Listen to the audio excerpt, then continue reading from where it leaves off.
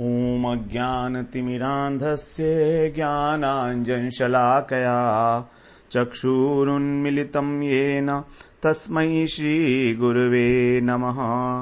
वन्देऽहं श्रीगुरो श्रीयुत्पदकमलं श्रीगुरून् वैष्णवांश्च श्रीरूपं साग्रजातं सहगण रघुनाथान्वितं तं सजीवं साद्वैतं सावधूतं परिजन सहितं कृष्ण चैतन्य देवं श्री राधा कृष्ण पादान् सहगण ललिता श्री विशाखान्वितांश्च तमादिदेवं करुणानिधानं तमालवर्णं सुहितावतारम् अपार संसार समुद्र सेतुं भजामहे भागवत स्वरूपम्।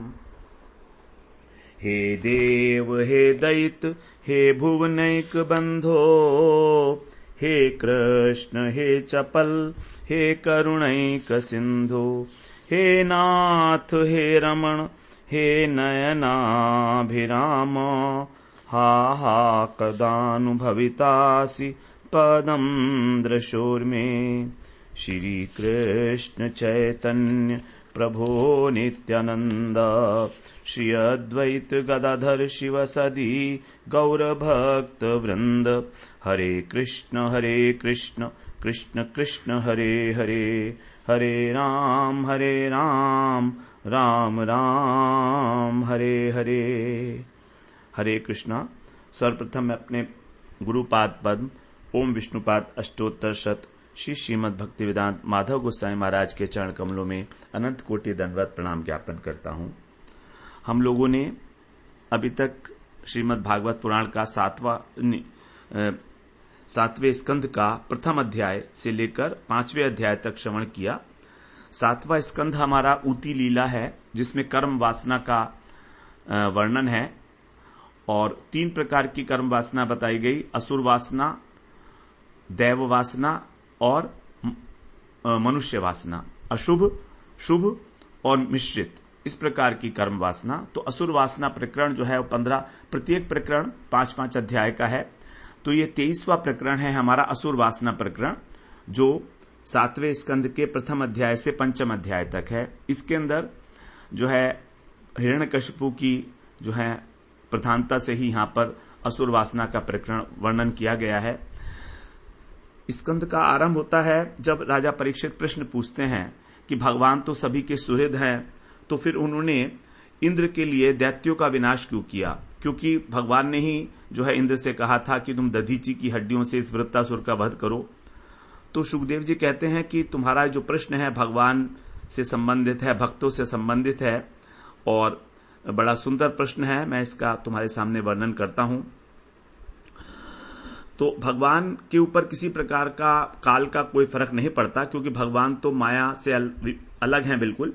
लेकिन फिर भी जिस समय सत्व गुण की वृद्धि होती है उस समय देवताओं का बल बढ़ता है, और जब तमोगुण रजोगुण की वृद्धि होती है तो असुर लोग प्रबल हो जाते हैं। इसी प्रकार से एक प्राचीन इतिहास विषय में बताया उन्होंने कि महाराज युधिष्ठिर ने जब देखा कि भगवान के हाथों से शिशुपाल का वध हुआ सभा में, राजसूय यज्ञ में, तो उन्होंने पूछा था, मंडप में ही पूछा, बड़े बड़े योगियों के सामने ही, कि नारद जी से कि इसकी इस प्रकार की गति किस लिए हुई शिशुपाल की, क्योंकि तो भगवान से विरोध करता था, तो इसकी ऐसी गति कैसी हुई?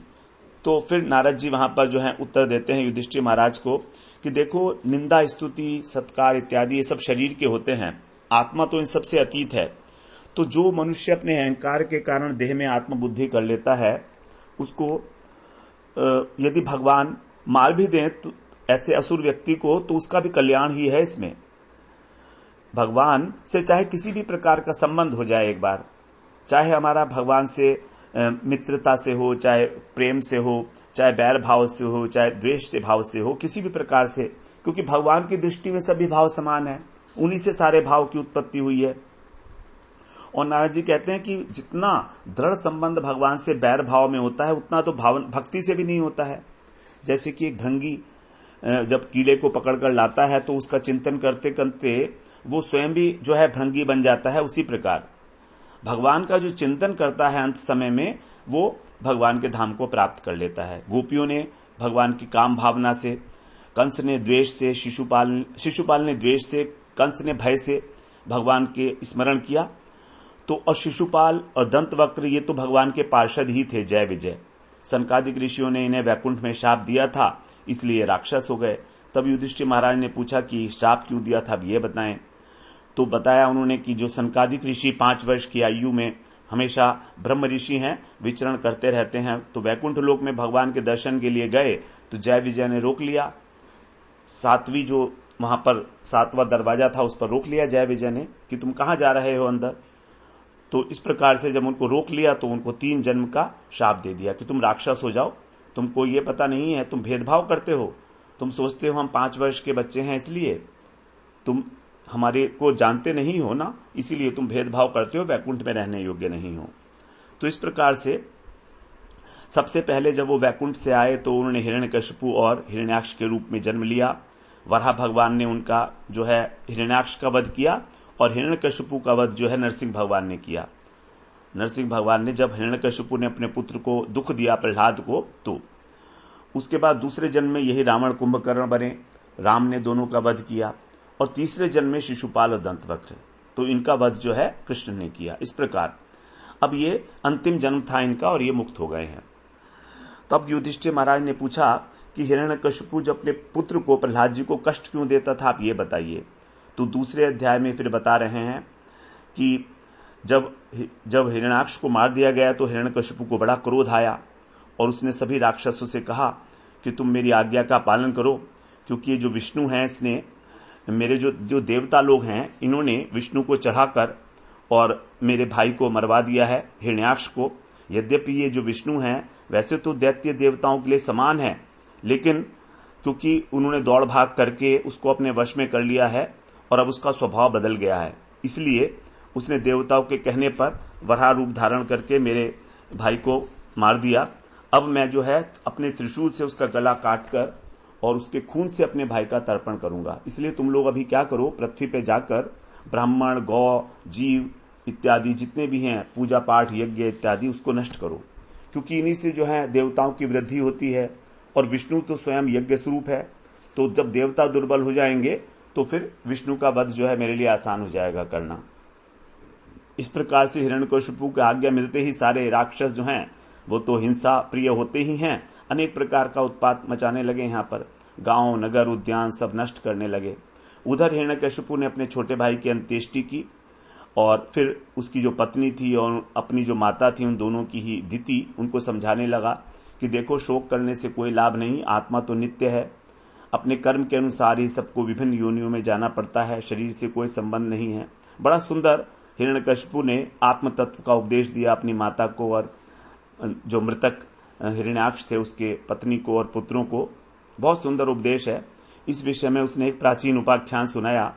उशीनर देश का एक राजा था सुयज्ञ। जब वो लड़ाई में मारा गया तो उसके भाई बंधु जो हैं जितने भी और पत्नियां थीं सब उसको घेर कर बैठ गए।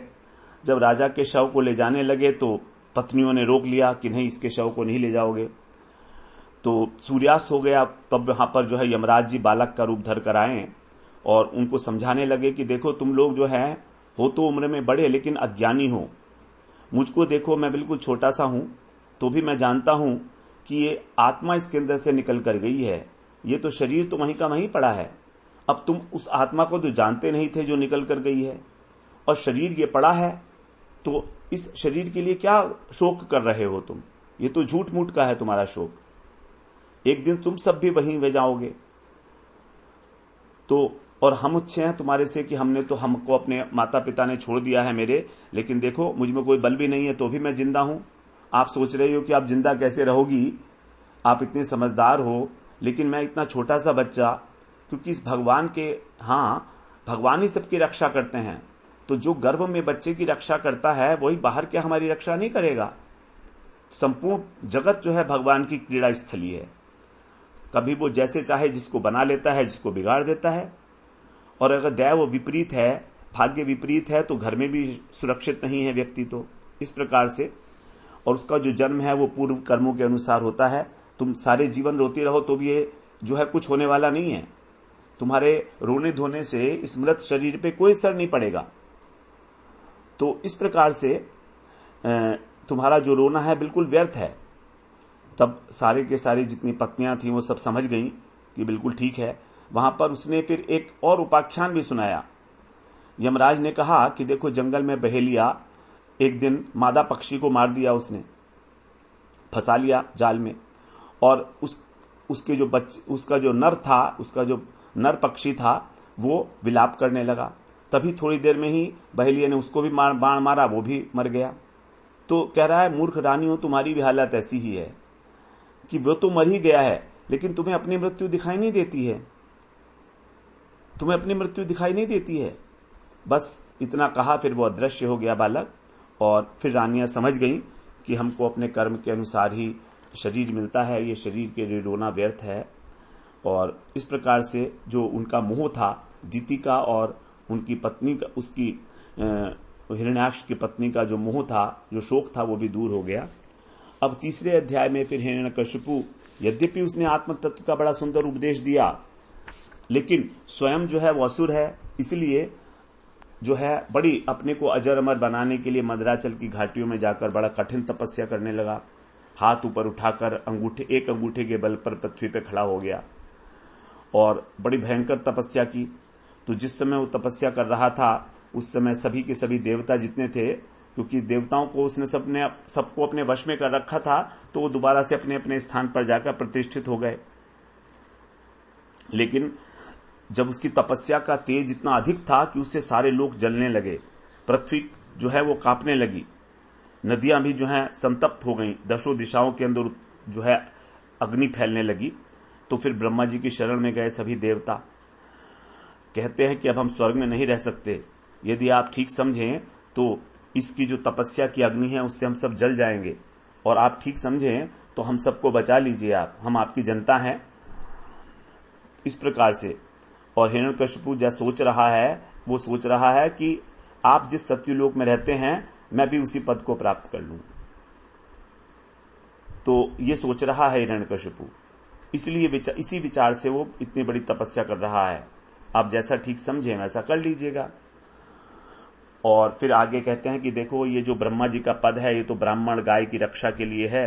यदि हिरण्यकशिपु के हाथ में चला गया तो आप सोच सकते हो कि जो सज्जन हैं, जो उन पर कितना बड़ी विपत्ति का पहाड़ टूटेगा। देवताओं के चले जाने के बाद फिर ब्रह्मा जी जो हैं भृगु आदि ऋषियों के साथ गए हिरण्यकशिपु के पास। अब हिरण्यकशिपु तो वहां पर जो है बांस की बांबी से दीमक वगैरह लग गई थी, उसके ऊपर ढक गया था पूरा, जैसे बादल से ढका हुआ सूर्य होता है उसी प्रकार से।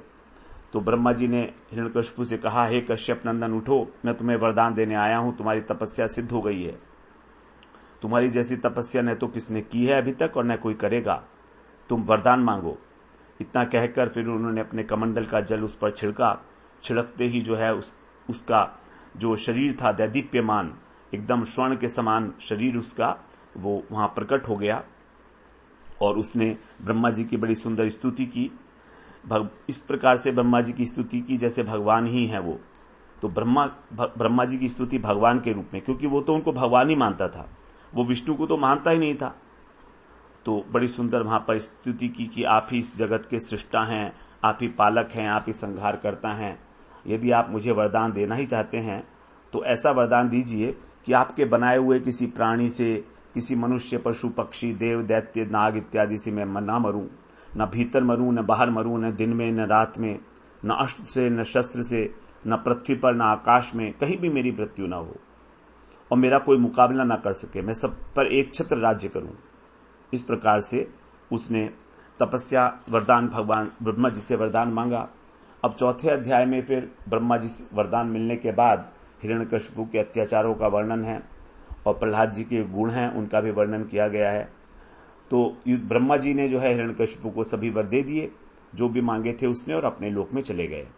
इस प्रकार से जब हिरण्यकशिपु को वरदान मिल गए तो परम शक्तिशाली होके उसने सभी जितने भी इंद्र, वरुण इत्यादि लोकपाल हैं, यम, कुबेर, उन सबको अपने वश में कर लिया और स्वर्ग में रहने लगा इंद्र के आसन पर। विश्वकर्मा ने बनाया है इंद्र का भवन, वहां पर संपूर्ण सौंदर्य के साधन जो हैं विद्यमान हैं, सारी सुख सामग्रियां हैं। एक कठोर प्रशासक हिरण्यकशिपु, इसके भय से फिर सभी देवता इसकी चरण वंदना करने लगे। ब्रह्मा, शिव और विष्णु, इन तीनों को छोड़कर सभी लोगों को उसने अपने वश में कर रखा था। गंधर्व, अप्सराएं इत्यादि स्तुति करती थी उसकी। देवताओं का भाग वो स्वयं ग्रहण करता था। और जो पृथ्वी है वो भी ऐसी हो गई थी कि जो भी मांगो वो प्रदान करती थी। भय के कारण पृथ्वी में जो है किसी प्रकार की कृषि नहीं करनी पड़ती थी। अन्न निकालने के लिए पृथ्वी अपने आप ही देती थी। आकाश जो है मनोरंजन करता था सभी लोगों का, जो चीज देखनी चाहो वो आकाश में ऊपर दिखाई दे जाती थी। समुद्र जो है नदियों के साथ उसके पास रत्न राशि जितनी भी आवश्यक हो पहुंचा देते थे। इस प्रकार वो वहां पर पर्वतों की घाटियों में क्रीड़ा करता रहा और वृक्ष इत्यादि सब उसको फल पुष्प इत्यादि देते थे। अब जो इस प्रकार से जो सनकादिक ऋषि के द्वारा अभिशप्त जो हिरण्यकशिपु था वो ऐश्वर्य में मदमत्त हो गया और सभी शास्त्रीय मर्यादाओं का उल्लंघन करने लगा। बहुत समय इस प्रकार उसको शासन करते हुए जब बीत गए तो उसी देवता जो हैं बड़े घबरा गए उसके शासन से। तो अंत में फिर सभी देवताओं ने अच्युत भगवान की शरण ली और जाकर भगवान की स्तुति की। भगवान की स्तुति की उन्होंने, हम आपको नमस्कार करते हैं। तब भगवान जब स्तुति की तो उनको एक आकाशवाणी सुनाई दी। तब भगवान ने आकाशवाणी के माध्यम से संदेश दिया कि हे देवताओं, अब तुम डरो मत, तुम्हारा कल्याण हो। मेरे दर्शन से प्राणियों का कल्याण ही होता है। यद्यपि दर्शन नहीं हुआ था लेकिन भगवान की जो वाणी है वो भी भगवत स्वरूप ही है इसलिए। और मैं जानता हूं ये दुष्ट है, तुम सब उचित समय की प्रतीक्षा करो, समय आने पर मैं इसे नष्ट करूंगा। क्योंकि जो भी देवताओं को, ब्राह्मणों को, भगवान के भक्तों को और गाय इत्यादि से द्वेष करता है वो नष्ट होना ही है। और ये जब अपने पुत्र को, जो मेरा भक्त होगा प्रहलाद, उसको कष्ट देगा तब मैं इसे नष्ट करूंगा। आकाशवाणी में कहा गया कि यद्यपि इसको ब्रह्मा जी ने वरदान दे रखा है लेकिन मैं इसको अवश्य ही मारूंगा। इस प्रकार जो है जब नारद जी बताते हैं युधिष्ठिर जी को कि जब भगवान ने देवताओं को यह आश्वासन दिया तो उनकी चिंता नष्ट हो गई, खत्म हो गई और वे अपने अपने घर पर लौट आए जहां जहां जिनका स्थान था। फिर आगे बता रहे हैं नारद जी कि हिरण्यकशिपु के 4 बड़े अद्भुत पुत्र थे। उनमें सबसे महान थे प्रहलाद जी, जो हमेशा प्रसन्न रहते थे, हमेशा प्रकृष्टो ह्लादो यस्य, अर्थात जिनका आह्लाद प्रकृष्ट था, दिखाई देता था। वो किसी निमित्त से प्रसन्न नहीं होते थे, हर हालत में प्रसन्न रहते थे, उसी को प्रहलाद कहा गया। और प्रहलाद जी जो हैं अपने गुणों से तो स्वयं महान थे ही। इस प्रकार उनके गुणों के विषय में वर्णन किया गया। कैसे थे उनके गुण? कैसे ब्रह्मण्यशील संपन्न सत्य संधो जितेंद्रिय आत्मवत्सरो भूतानाम एक प्रिय सुहृतम। ब्राह्मणों के भक्त थे प्रहलाद जी, रोए रोए में उनकी ब्राह्मणों की भक्ति भरी थी। इतने शील संपन्न थे कि उन्होंने सब कुछ छोड़ दिया लेकिन शील नहीं छोड़ा। शील का मतलब जो अपना स्वभाव, जो अपना आचरण है, सदाचार है, उसको नहीं छोड़ा। और सत्य संध थे, अर्थात उनकी प्रतिज्ञा हमेशा सत्य होती थी। जितेंद्रिय थे, सबको प्रेम करते थे, सबके आत्मीय। और उनको जो प्यार करते थे उन्हें भी ऐसा लगता था कि वो अपने को ही प्यार कर रहे हैं। यहां क्या आत्मवत सर्वभूता नाम, सभी प्राणियों के लिए आत्मवत, अपनी आत्मा के समान ही सबको प्रेम करते थे। और बड़े के चरणों में प्रणाम करना, जिस प्रकार से अपने जितने भी दीन थे उसी प्रकार से सबसे प्रेम करते। जो बराबरी के होते उनसे भाई जैसा स्नेह करते। गुरुजनों में ईश्वर भावना करते। उनके पास विद्या, अर्थ, रूप, कुलीन सब कुछ था लेकिन किसी प्रकार का अभिमान नहीं था, हेकड़ी नहीं थी, उद्दंडता नहीं थी उनमें किसी भी प्रकार की। कितना ही दुख सामने आ जाए कभी उद्विग्न ना होना। संसार के जितने भी देखे गए और सुने गए विषय हैं उन सब से स्पृहा रहित, किसी प्रकार की कोई कामना नहीं थी। विषयों को उन्होंने जो है कभी अच्छी चीज समझा ही नहीं, माना ही नहीं कि ये कोई अच्छी चीज है, क्योंकि उनका मन, उनकी इंद्रियां, ये सब उनके वश में थे। असुर होने पर भी वो किसी प्रकार के आसुरिक भाव को धारण नहीं किए हुए थे। बिल्कुल शांत प्रशांत बताया गया है उनको। इतने सद्गुण थे नारद जी, बोलते हैं कि उनका वर्णन किया ही नहीं किया जा सकता। लेकिन नारद जी जो है प्रहलाद जी के गुरु हैं और वो वर्णन कर रहे हैं, कितनी सुंदर बात है। इस प्रकार से, और यहां तक कि जो देवताओं की सभा में प्रहलाद जी का उदाहरण दिया जाता है कि सद्गुणी हो तो प्रहलाद जी जैसा है, फिर औरों की तो बात ही क्या होगी। तो युधिष्ठिर से कहते हैं, मैं कहां तक महिमा का वर्णन करूं प्रहलाद जी की, बस तुम इतना समझ लो, एक ही बात काफी है कि उनके मन में भगवान के प्रति स्वाभाविक प्रीति थी, नैसर्गिक प्रीति। जैसे जल के अंदर स्वाभाविक द्रवता होती है, स्वाभाविक प्रकाश होता है सूर्य में, अग्नि में स्वाभाविक दाहक शक्ति होती है, उसी प्रकार प्रहलाद जी के अंदर भगवान में स्वाभाविक भक्ति थी। दुनिया को उन्हें लगता था कि भगवान की सारी क्रीड़ा है, जगत जितना भी है, घूमते फिरते, उठते बैठते, खाते पीते, उनको ऐसा लगता था कि वो भगवान की गोदी में ही हैं, भगवान ही उनको जो है अपने में रखे हुए हैं। इस प्रकार से भगवान ने उनको अपनी दोनों भुजाओं के द्वारा हृदय से लगा रखा है। बड़ा सुंदर शब्द बताया, गोविंद परिरंभित, अर्थात भगवान ने, गोविंद ने उनका परिरंभन, आलिंगन किया हुआ है। इस प्रकार से इसीलिए भगवान के भगवत भाव में, भक्त भाव में कभी रोते, कभी हंसते, कभी चिंतन करके जो है आनंद में मग्न हो जाते, कभी जोर जोर से गाने लगते, कभी कभी नाचते। इस प्रकार से उसमें मग्न होकर भगवान की लीलाओं का अनुकरण करने लगते, रोमांचित हो जाते, तो कभी चुपचाप बैठ जाते। बड़ा आनंद हृदय के अंदर जो है प्रस्फुटित होने लगता। इस प्रकार बताते हैं कि भगवान के चरणारविंद में उनकी अटूट भक्ति थी, और ये भक्ति जो है भक्तों को केवल एक ही चीज से मिलती है, वो क्या है, अकिंचन संग लब्धया। भगवत भक्ति, जो अकिंचन भक्त हैं उनके संग से ही ऐसी भक्ति की प्राप्ति होती है। क्योंकि भक्त महात्मा, उनके संपर्क में जो भी आए वो भी उन्हीं की भांति आनंदमय हो जाता है। इसीलिए सत्संग की महिमा है। तो नारद जी बताते हैं, प्रहलाद जी जहां रहते थे वहां तो वासना ही शांत हो जाती थी, और ऐसे पुत्र के प्रति भी जो है हिरण्यकशिपु ने द्वेष किया। इस पर जब युधिष्ठिर महाराज ने पूछा कि महाराज, बेटे को तो बड़ा मोह करता है पिता, वो बुरा करे तो भी उसी का पक्ष लेता है, अपना बेटा दुश्मन हो तो भी उसी से प्रेम करता है, लेकिन हिरण्यकशिपु ने इस प्रकार का सद्गुण संपन्न पुत्र के प्रति इतना दुष्कर द्वेष क्यों आ गया, ये मेरे मन में बड़ा कौतूहल है, आप मुझे बताइए। अब पंचम अध्याय जो है इस प्रकरण का, उसके अंदर बता रहे हैं कि किस प्रकार से प्रहलाद जी को मारने के लिए हिरण्यकशिपु ने अनेक प्रकार के प्रयास किए। बताते हैं नारद जी कि देखो, उसके घर के पास में ही जो हैं षंड और अमर्क, जो उनके गुरु हैं शुक्राचार्य, उनके पुत्र थे, उनका महल था, उनका घर था, वहीं वो पढ़ने के लिए जाते थे। अब पढ़ने के लिए जाते थे, लेकिन वो उनको जो पढ़ाई सिखाते थे उन्हें अच्छी नहीं लगती थी, क्योंकि वहां पर भेदभाव की पढ़ाई सिखाई जाती थी, धर्म अर्थ काम की। ये सिखाया जाता था कि ये अपना है, ये पराया है, ये मेरा है, ये तेरा है। सच्ची शिक्षा प्राप्त नहीं हो पा रही थी, इसलिए उनको इस प्रकार कोई अच्छी नहीं लगती थी वो शिक्षा। एक दिन हिरण्यकशिपु ने प्रहलाद जी को प्रेम से बिठाकर गोदी में पूछा, बेटा तुम जो ठीक मानते हो मुझे बताओ, तुम्हारी निगाह में क्या चीज अच्छी है। तो प्रहलाद जी कहते हैं, पिताजी मैं तो मानता हूं कि लोग संसार के झूठी मूठी बातों में और व्यर्थ ही उनको अपने दिमाग में रख के और घबराते रहते हैं, उद्विग्न होते रहते हैं, दुखी होते रहते हैं, और इस प्रकार से तो वो अंधकूप के अंदर जो है गिरने की प्रक्रिया का ही जो है पालन कर रहे हैं। इसीलिए मैं ऐसा समझता हूं कि व्यक्ति को अपना घर छोड़ के वन में चला जाए, भगवान का आश्रय ले, इसी से कल्याण होगा।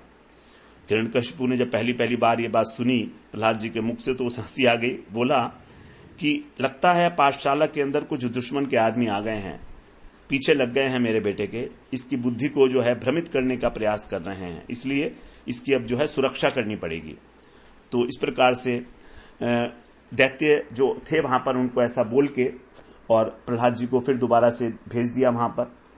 अब जो गुरुपुत्र थे षंड अमर्क, वो पढ़ा रहे थे, उन्होंने पूछा प्रहलाद जी को एकांत में ले जाकर कि बेटा ये सब तुमको किसने पढ़ाया, थोड़ा हमें बताओ तो, तुम्हारी उल्टी बुद्धि कैसे हो गई, हमने तो तुम्हें पढ़ाया नहीं था, तुम इस प्रकार जो है अपने पिताजी से क्या कह रहे थे, ये तो हमको समझ नहीं आई बात। तो प्रहलाद जी फिर वहां पर भगवान की स्तुति करते हुए कहते हैं कि देखो, ये जो भगवान की माया है, ये भगवान की माया ही इस प्रकार की है कि अपने पराय का भेद करती है, और जो अपने पराय का भेद करते हैं उन्हीं की बुद्धि ठीक ठीक काम नहीं करती है। जब भगवान की कृपा होती है तभी ये भेद मिटता है हमारा। और मेरा तो ऐसा है कि मैं तो जैसे एक चुंबक जो है उसके पास लोहा रखो तो लोहा अपने आप खिंचकर आ जाता है, उसी प्रकार से मेरा जो चित्त है वो तो अपने आप भगवान की ओर खिंचता है, मैं कुछ नहीं कर सकता इसमें। बड़ी सुंदर बात बताई प्रहलाद जी ने, क्योंकि जो उनके शिक्षक थे वो तो उनको राजनीति और कूटनीति इत्यादि, अर्थनीति इत्यादि की शिक्षा दे रहे थे।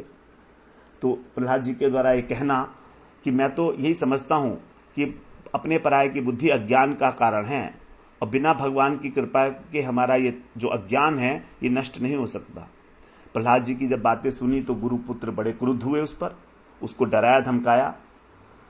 जब उन्होंने देख लिया, समझ लिया कि भाई ये तो अब जो है डर गया है, तो फिर दोबारा से धर्म अर्थ काम की ही जो है शिक्षा उसको देने लगे। वो एक दिन फिर उनके मन में आया कि अब तो प्रहलाद जी जो है सब कुछ सीख पढ़ लिए हैं, क्योंकि प्रहलाद जी क्या करते थे कि जो भी पाठ पढ़ाते थे उसको एज इट इज सुना देते थे। यद्यपि वो मन से स्वीकार नहीं करते थे उस पाठ को, लेकिन वैसे सुना देते थे। तो इसलिए वो एक दिन सोचे कि चलो ये अब सब सीख गया है, अब इसको दोबारा से ले जाया जाए माता पिता के पास, और वहां पर ये बता देगा ठीक ठीक जाकर सब कुछ। तो श्रृंगार करके माता के द्वारा उसको जब हिरण्यकशिपु के पास गए लेकर, तो फिर वही प्रश्न पूछा। पिताजी ने बड़ा आशीर्वाद दिया, गोदी में बिठाया, उसका सिर सूंघा, आंखों में आंसू आ गए वात्सल्य के कारण हिरण्यकशिपु के। फिर पूछा कि बताओ तो इतने दिन में तुमने क्या शिक्षा प्राप्त की है, उत्तम शिक्षा क्या है ये बताओ तुम, सबसे अच्छी बात। तब प्रहलाद जी ने बड़ी सुंदर जो है उपदेश दिया वहां पर, श्रवणम कीर्तनम विष्णु स्मरणम पाद सेवनम अर्चनम वंदनम दास्यम सख्यम आत्मनिवेदनम। कहते हैं असुरवर्य, ये जो मेरी शिक्षा का सार है वो यही है कि भगवान की नवधा भक्ति की जाए, भगवान के बारे में श्रवण करो, क्योंकि भगवान उन्हीं का कीर्तन करो, उन्हीं का स्मरण करो। श्रवण करो कर्णेंद्रिय से, कीर्तन करो वाणी से, वागेंद्रिय से, और मन से उनका स्मरण करो।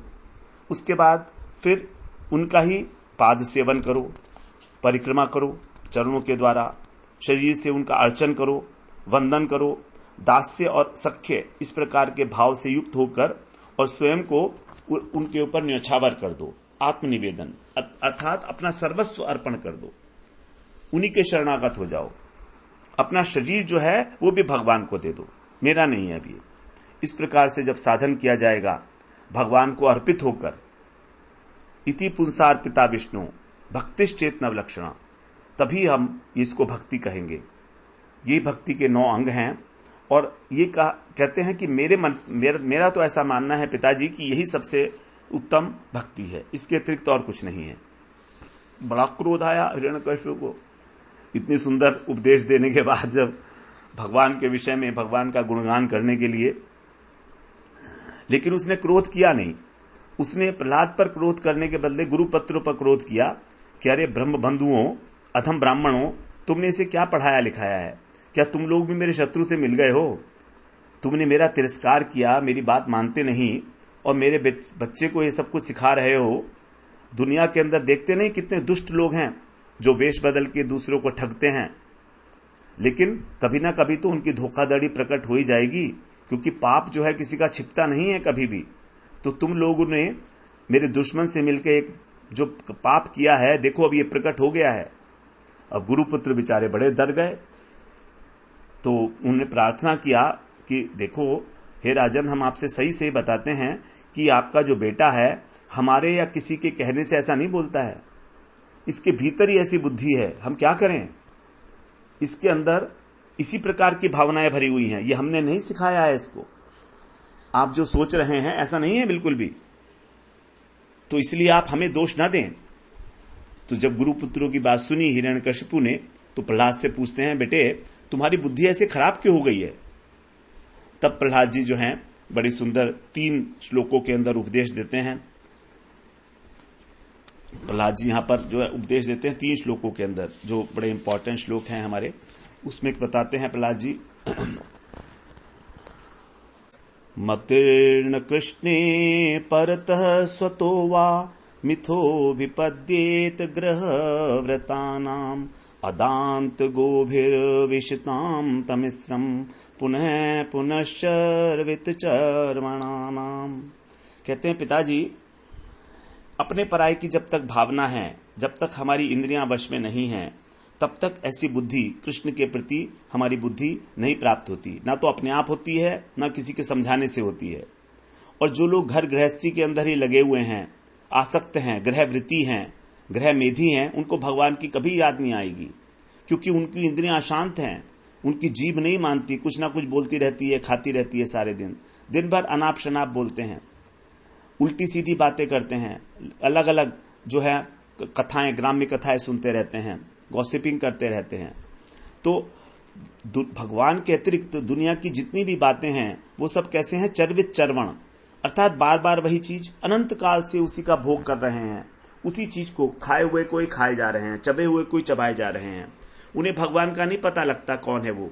उन्हें अपना स्वार्थ ही नहीं मालूम है कि उनकी जो एकमात्र गति है वो विष्णु है, उनका परम स्वार्थ विष्णु है, क्योंकि उनका आश्रय अत्यंत दुरा है, दूषित है हृदय, और वे संसार की ओर ही भाग रहे हैं। बैरर्थ मानिनो, कैसे? जैसे कि अंधा यथा अंधा ही उपनीय माना, जैसे अंधे के पीछे अंधा चलता हो, अनुकरण करते हैं संसार के लोगों का ही। जैसे एक व्यक्ति को पैसा कमाना है तो दूसरा भी सोचता है हाँ यही मेरा लक्ष्य है, पैसा कैसे कमाएं, पैसा कैसे कमाएं।